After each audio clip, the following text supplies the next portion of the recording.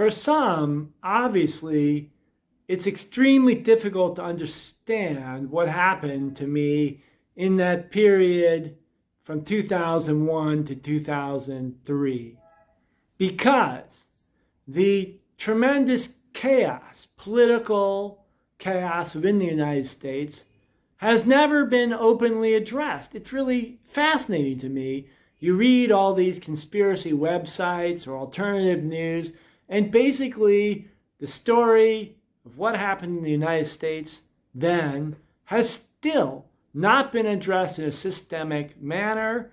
And I have so many experiences, things that I saw and which it was so clear, which have still not been addressed. So we're still far away from a historically accurate assessment of what happened. But I would like to offer a few insights based upon my own personal experience that I think will help those who are looking for the truth. First, after I was diagnosed with mental illness in this contrived manner at the University of Illinois, the doctor at the second meeting, after I had been pulled in with my father and they read off to me that I was mentally ill and had to be put on a permanent disability immediately, even while I was still teaching my classes, that the second meeting, it became clear that the doctor was totally uninterested in medicine or my medical condition, only interested in politics and geopolitics. And we started to have a rather interesting conversation. And that was sort of my introduction into this very small group of very committed, brave, thoughtful individuals within the security system, within, I think, intelligence specifically, but not limited there too, within the United States, who were willing to take real risks. And I was willing to take real risks as well. So my doctor asked me after, I guess, about a month, he said to me one day, "Why don't you write an essay in which you describe what you think the United States should be doing?" And I sat down and I wrote out what I thought were the serious issues facing the United States. And I didn't pull any punches. I talked about the chaos taking place within the Bush administration, talked about the impact of global capital and the use of technology, and suggested possible long-term ways to respond, and essentially tried to identify that we are always trying to fight the last war and that this war was fundamentally different in nature. This was back in 2001, but only more true in 2022. He took a great interest in what I wrote, and then there was a sort of an interesting interlude in April 1st, Fool's Day, April's Fool's Day. I had this experience. I was writing an email to the doctor, my doctor for my mental illness, and I said to him, trying to survive in this environment is like trying to fly a plane after it's lost one wing. Within a couple hours, there was a report out that a U.S. Navy intelligence plane had crashed on that day with a Chinese plane, and this incident had resulted in the death of a Chinese pilot. Very, very interesting correspondence with exactly what I had said.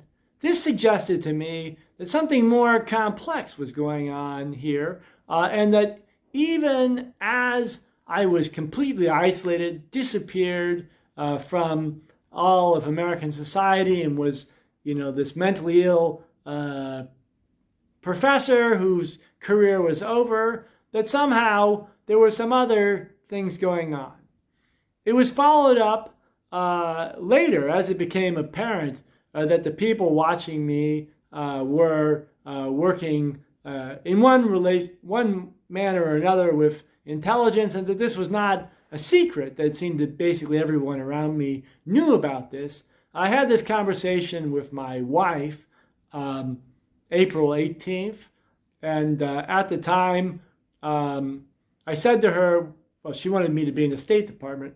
And I said to her, well, maybe I should be in join the CIA, in response, of course, to this dialogue I had with this small group of people. And then she said, no, I don't want you to do that. She had this vision for me as like an ambassador, which I think was probably not all that appropriate, but was understandable.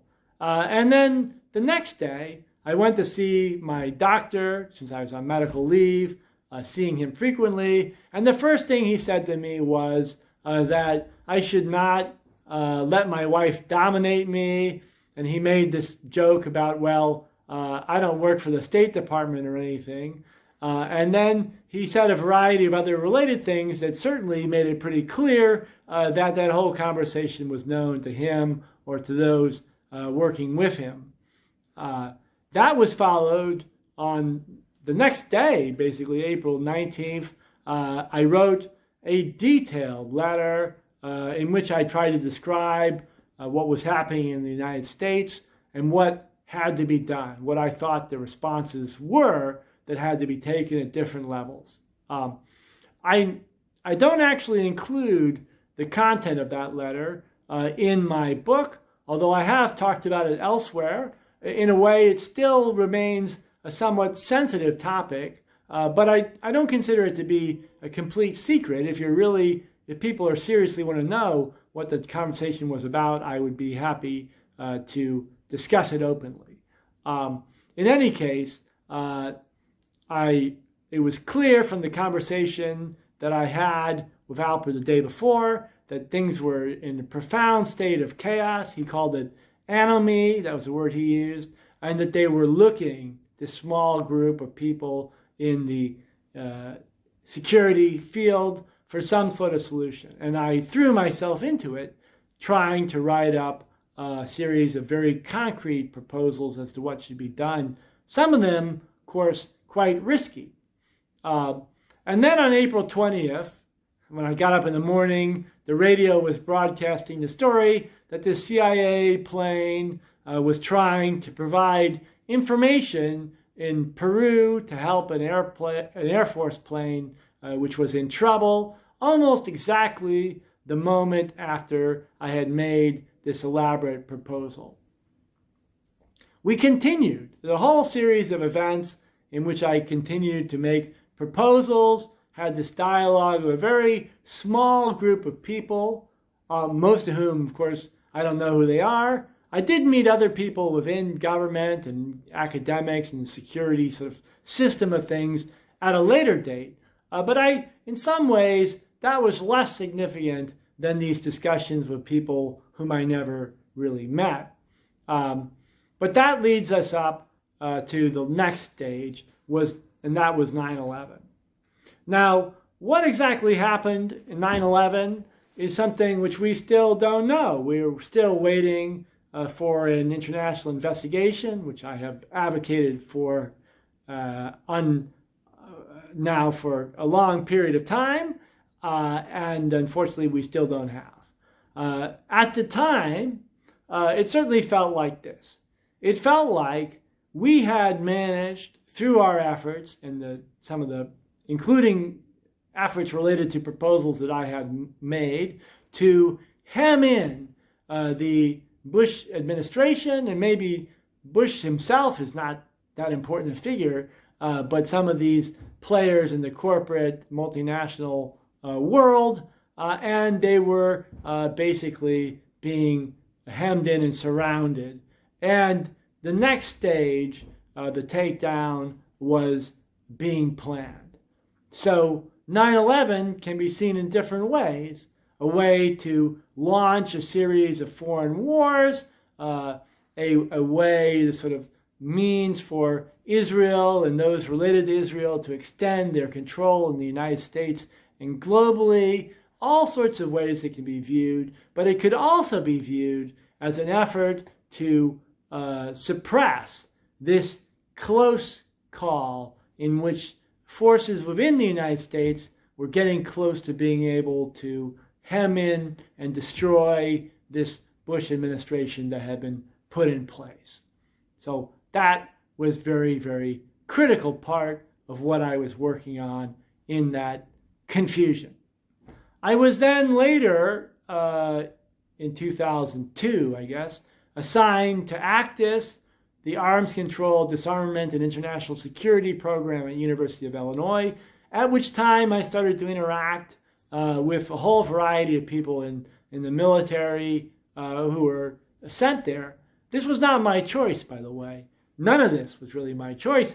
I was just given these assignments. I tend to think of it as my Patty Hearst period, as I described in my book, which is to say, I felt a certain sympathy and went along with a certain mindset from the military, not because I necessarily was like that in my original personality or priorities, but because these were the only people who were allowed to talk to me, and I wanted to be helpful because I thought they were brave enough to stand up against considerable threats. And that impressed me, right? The risk they were willing to take, the risk I was willing to take. And it happened at a time when this was not true for anybody else. My family, my colleagues, people I'd known from childhood had basically abandoned me. Nobody wanted to hear the story, so I stopped even trying to tell it. Nobody was asking any meaningful questions about what was going on, why I suddenly was on medical leave even though I wasn't sick, and teaching. All these incredible contradictions were something which basically the whole world, with the exception of this handful of people within the security establishment, the exception of them was willing to talk about. So it was an unusual, exceptional period of time in my life. I think the next part of this process that really has never been described anywhere, as far as I know, has to do with the build-up to the war with Iraq. Now, I don't pretend to fully understand what went into that build-up, although we can imagine some of the forces who were trying to push for it. Obviously, the Bush administration, people like Cheney and Rumsfeld were deeply involved in it. I think there were also a lot of players in there who have never been identified. So I hesitate to just blame it on Rumsfeld, Trump, and Cheney. Not Trump, Rumsfeld, Bush, and Cheney. That I think that was really a mistaken, misleading way to interpret it. But what happened was I made a proposal not long before the breakout of the Iraq War about how to stop it and how to lead a counter effort in the part within the military against that drive for war. And that proposal was taken quite seriously. There were efforts within the U.S. military to draw down, even for a short period of time, to move away from war footing and try and get back to normal diplomacy. Ultimately, that effort was overturned, unsuccessful, sadly. And we launched into this series of disastrous imperial wars, which led the United States to inevitable decline. But I would want to say that that the fact that we were able to get that resistance within the military and to push it even to the point that some mainstream media were forced to put forth a different vision of what was happening in the Middle East right before the war, and sort of hold our ground for about a week or so, that slowed down the initiative and was probably the reason why Barack Obama, disappointment that he ultimately was able to be elected at all, and that we were able to pull away from a complete tyranny. However, whatever we may have tried to do and whatever little successes we had, the failure, the vast majority of intellectuals to address 9/11 and what really happened meant that our achievements were profoundly limited, and that ultimately the slip into late imperial decay and into tyranny and totalitarian rule went on unabated. We were only able to slow it down a little bit.